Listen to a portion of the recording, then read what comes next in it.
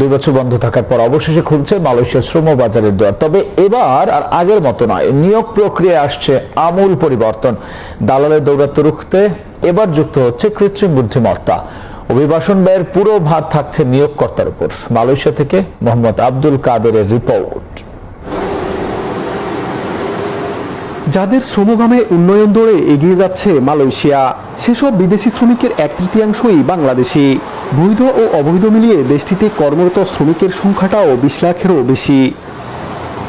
কিন্তু সিন্ডিকেট, মানব পাচার আর শ্রম শোষণের তিক্ত অভিজ্ঞতায় গেল 2 বছর বাংলাদেশিদের জন্য বন্ধ ছিল দেশটির শ্রমবাজার। অচলাবস্থা কাটিয়ে বৃহস্পতিবার পুত্রজায়ায় মালয়েশিয়ার মানব সম্পদ মন্ত্রী আর রামানানের সঙ্গে বৈঠক করেন বাংলাদেশের শ্রম ও কর্মসংস্থান মন্ত্রী আরিফুল হক চৌধুরী ও প্রধানমন্ত্রীর উপদেষ্টা ডক্টর মাহাদি আমিন। ওই বৈঠকের পর সুখবর মিলল মালয়েশিয়ার শ্রমবাজার খোলার। কঠোর কিছু শর্তে সাজানো হয়েছে এবারের নিয়োগ প্রক্রিয়া। মধ্যস্বত্বভোগীদের দৌরাত্ম্য কমাতে পুরো প্রক্রিয়া এখন পরিচালিত হবে একটি অত্যাধুনিক কৃত্রিম বুদ্ধিমত্তা ভিত্তিক সিস্টেমে। নতুন নিয়মে এখন থেকে অভিবাসন ও নিয়োগের সব খরচ বহন করবে নিয়োগকর্তা। আমরা যে আলাপ আলোচনা হচ্ছে তাতে অনেকটাই আমরা ধরে নিতে পারি যে সকল সমস্যা আছে, এটা ইনশাআল্লাহ আমাদের দুই দেশের কূটনৈতিক আলোচনার মধ্য দিয়ে ইনশাআল্লাহ অতি সত্ত্বর এটা সমাধানের দিকে যাবে। শ্রমিকদের স্বার্থ সংশ্লিষ্ট যে বিষয়গুলো আছে, বাংলাদেশি প্রতিটি প্রবাসী যেন অধিকার এখানে সুপ্রতিষ্ঠিত হয়, মানবাধিকার যেন নিশ্চিত হয়, সেগুলো আমরা অবশ্যই এখানে কার্যকর করতে চাই।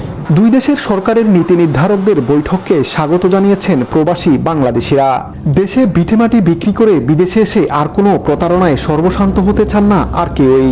সর্বোচ্চ বেতন বা সর্বোচ্চ সুযোগ সুবিধা যেন তারা প্রদান করে, সবকিছু জেনে শুনে এবং সঠিকভাবে সঠিক তথ্য নিয়ে মালয়েশিয়া আসার অনুরোধ জানাচ্ছি। নতুন সরকারের দৃষ্টি আকর্ষণ করছি সিন্ডিকেট মুক্ত, স্বল্প সময় এবং অল্প খরচে যেন মালয়েশিয়ায় প্রত্যেকটা শ্রমিক এই নতুন এমইউর মাধ্যমে আসতে পারে।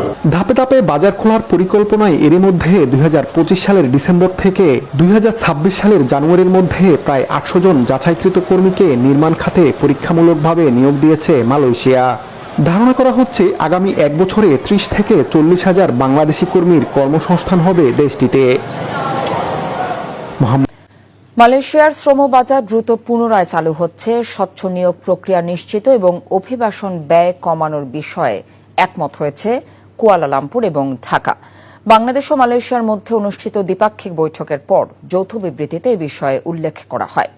বিবৃতিতে আরও বলা হয়, দীর্ঘদিনের পারস্পরিক সহযোগিতার ধারাবাহিকতায় উভয় দেশ নিরাপদ, সুশৃঙ্খল এবং নিয়মিত শ্রম অভিবাসন নিশ্চিত করতে কাজ করবে। একই সঙ্গে মধ্যস্বত্বভোগী কমিয়ে স্বচ্ছ ও নৈতিক নিয়োগ ব্যবস্থা গড়ে তোলার উপর গুরুত্ব আরোপ করা হয়। এজন্য প্রযুক্তি নির্ভর ও কৃত্রিম বুদ্ধিমত্তা ভিত্তিক নিয়োগ চালুর উদ্যোগ নিয়েছে কুয়ালালামপুর। এতে নিয়োগ প্রক্রিয়া সহজ হবে এবং খরচ কমবে। আন্তর্জাতিক শ্রম সংস্থার এমপ্লয়ার পে নীতির আওতায় শ্রমিকদের জন্য শূন্য খরচ নিশ্চিত করার লক্ষ্য নির্ধারণ করা হয়েছে। এই উদ্যোগ বাস্তবায়নে পূর্ণ সমর্থন জানিয়েছে বাংলাদেশ।